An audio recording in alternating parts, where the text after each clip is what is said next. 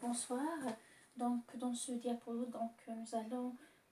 j'ai fait un petit résumé concernant la quantité de l'ADN et la structure de l'ADN à l'intérieur du noyau cellulaire au moment d'un cycle cellulaire, donc chez les cellules vivantes des eucaryotes. Les eucaryotes, ce sont les êtres vivants portant dans leurs cellules de vrais noyaux.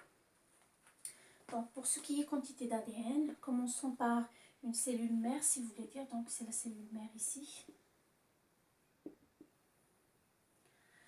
Donc, commençons par une quantité Q chez une cellule mère.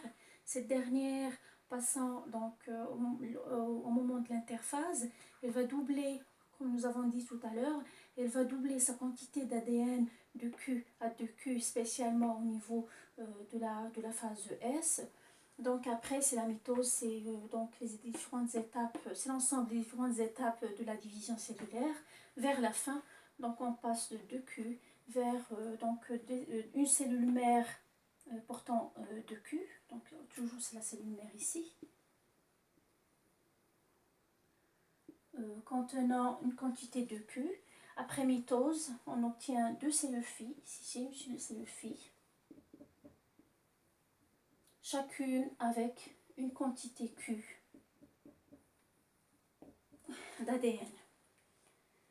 Donc pour ce qui est structure de l'ADN au moment d'un cycle cellulaire, donc au moment de l'interphase, on observe que l'ADN se présente sous forme de chromatine diffuse au moment de l'interphase. Même avec le doublement de la quantité de l'ADN. Donc sous le microscope, il paraît, donc on le voit, si vous voulez, il montre la structure diffuse. C'est de la chromatine diffuse. Au moment de la mitose, c'est là qu'on arrive à voir les chromosomes. Donc, au moment de la prophase, il y a l'apparition des chromosomes avec deux chromatides. Voilà. Donc, les deux chromatides sont unis par un centromère. Voilà. Au moment de la métaphase, il y a encore condensation, une forte condensation. Donc, des fortes condensations de l'ADN, d'accord. Et au moment de l'anaphase, il y a séparation des deux chromatides, il y a séparation et migration de chacune des chromatides, une vers le pôle nord, la deuxième vers le pôle sud.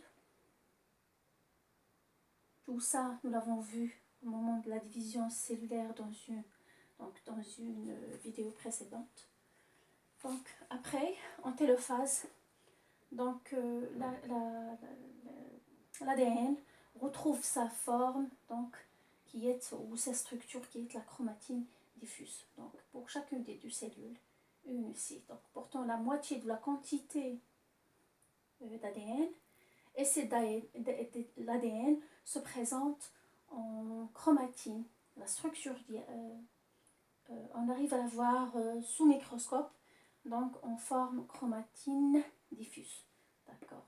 Une pour une cellule fille et la deuxième pour la deuxième cellule fille.